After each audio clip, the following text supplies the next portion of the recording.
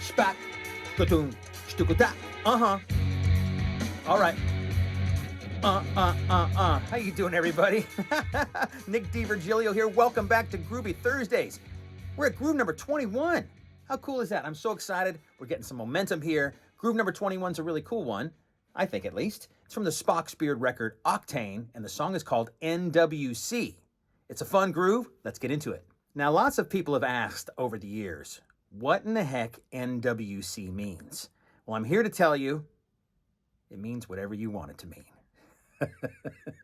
You probably wanted me to say something different, right? But that's really what it is. Whatever you want NWC to mean, that's what it means. I'm playing two parts of the song today. So you get two grooves for the price of one, or the viewing of one, something like that. Anyway, two parts of the song. The main groove that comes in right as the band kicks in, like the verse groove, if you want to call it that.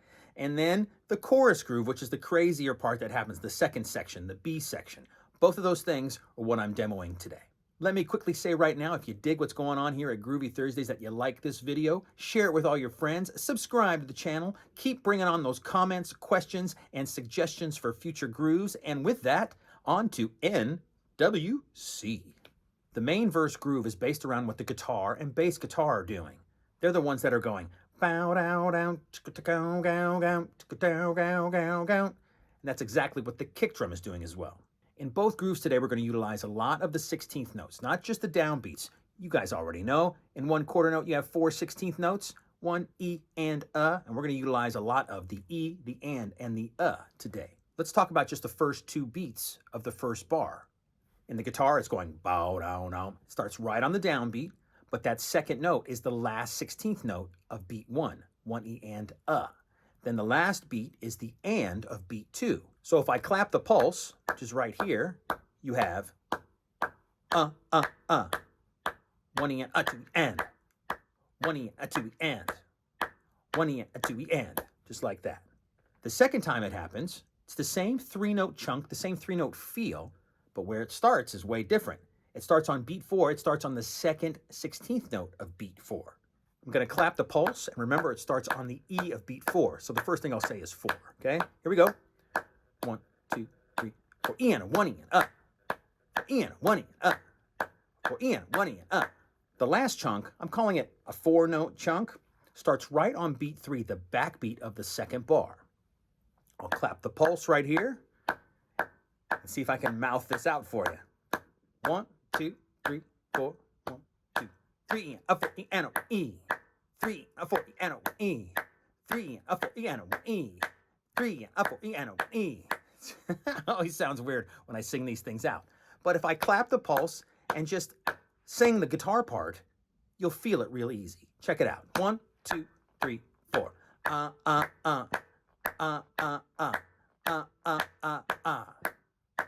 It's not too hard, right? One more time.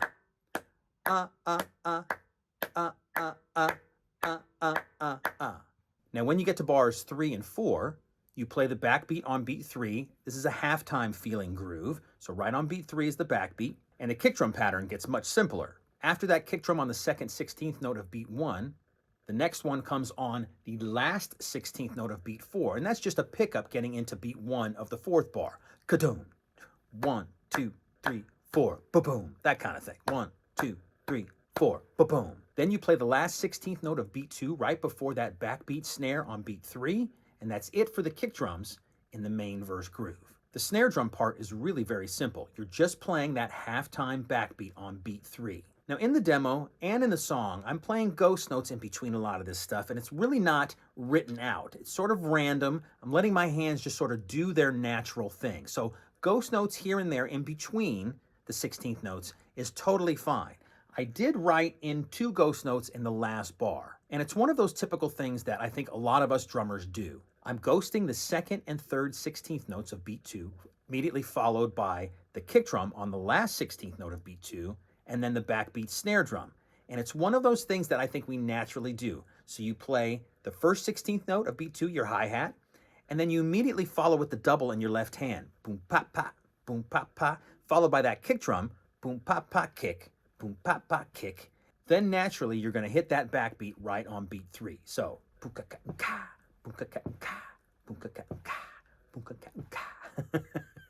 Your hi-hat hand is playing eighth notes through the whole thing.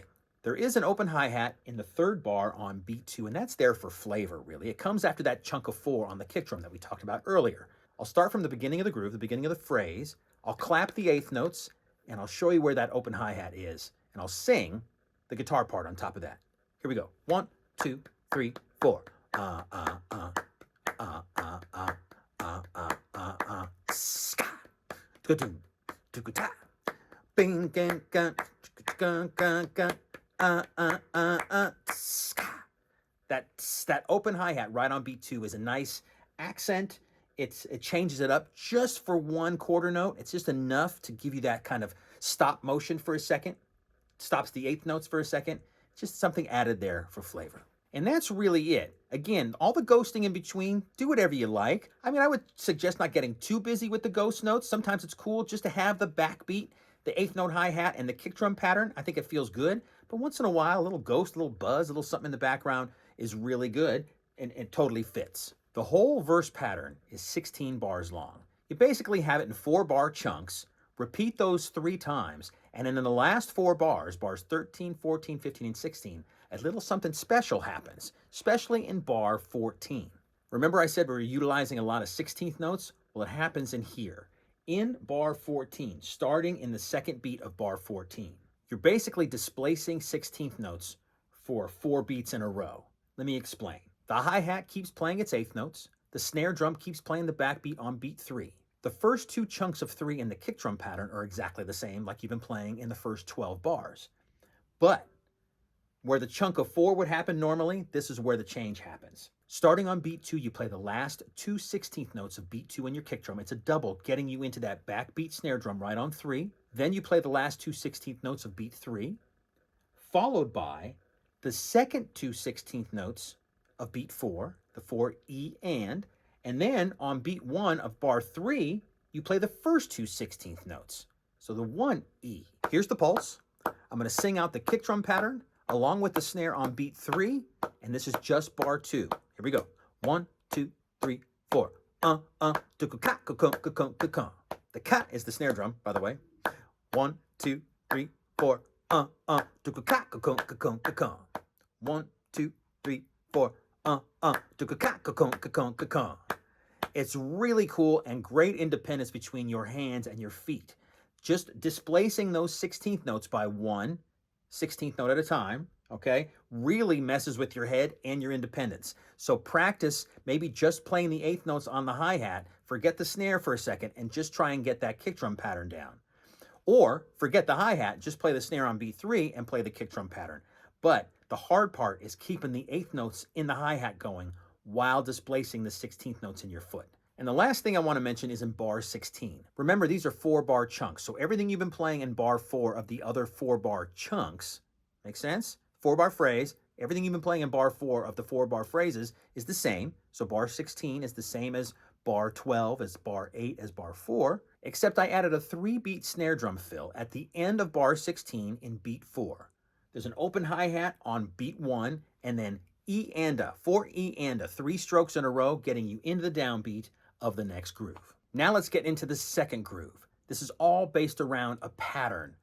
I wouldn't even worry about what the time signature says on the transcription here. It makes it a little bit more confusing. I had to write it out that way because it was really the only way I could figure out to get it to make sense. You have a bar of 3, then a bar of 4, then a bar of 3, then a bar of 13, 16. Don't worry about that, unless you like to get technical about what's on the transcription. Think about the pattern that's happening. I think of it, again, in chunks. You have a chunk of 2, a chunk of 3, a chunk of 2, a chunk of 5, a chunk of 2, a chunk of 3, a chunk of 2, and a chunk of 3. And that's in the first time around the phrase. The phrase happens 2 times in the chorus or the B section. Now, in my demo and on the song, I move my hi-hat hand over to the stack symbol, but you could put it anywhere. You could put it on your ride, a splash, keep it on the hi-hat, you could put it on the rim of your tom, anywhere you want to go. Just move the hi-hat somewhere else, just to make the sound source different. Now, your snare hand is playing every in-between note.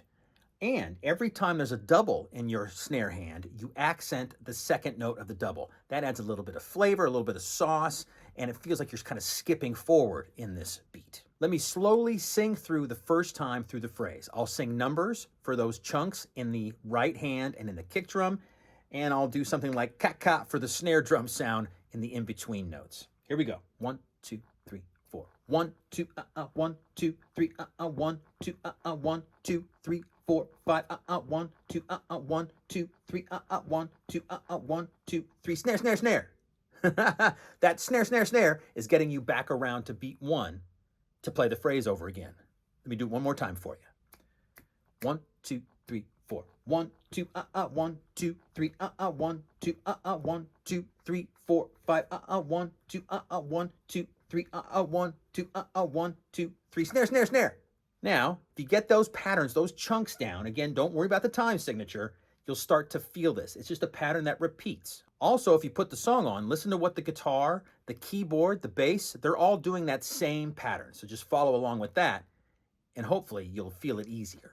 Now, the second time through the phrase, you play the first 3 bars exactly the same, and when you get to that last bar, you're going to have 4 quarter notes, 4 big crashes to get you right back around to the downbeat of the first groove. Let me sing that one out for you. Now, again, this is the second time around the phrase. Here we go. 1, 2, 3, 4. 1, 2, 1, 2, 3, 1, 2, 1, 2, 3, 4, 5, 1, 2, 1, 2, 3, 1, 2, 1, 2, 3, 4. Make sense? One more time, singing it slowly. 1, 2, 3, 4. 1, 2, 1, 2, 3, 1, 2, 1, 2, 3, 4, 5, 1, 2, 1, 2, 3, 1, 2, 1, 2, 3, 4. Bang! Right back on the downbeat. I'll say it right here like I've said in previous videos. Whenever we're talking about something hard and difficult to get through, talking about it, trying to explain it here on this video and singing it out, I hope it helps. But it sometimes makes it sound like it's harder than it really is. Just listen for those patterns. Anytime you hear something difficult, if you hear patterns in what the other instruments are doing, it can hopefully help you figure out a difficult section easier. And there you go, 2 grooves from the song NWC from the Spock's Beard record Octane. This is Groove 21. I'm so happy we've made it all the way to groove number 21, and I can't wait for next week when we get to groove number 22, and I hope you all join me then. Cheers, everybody.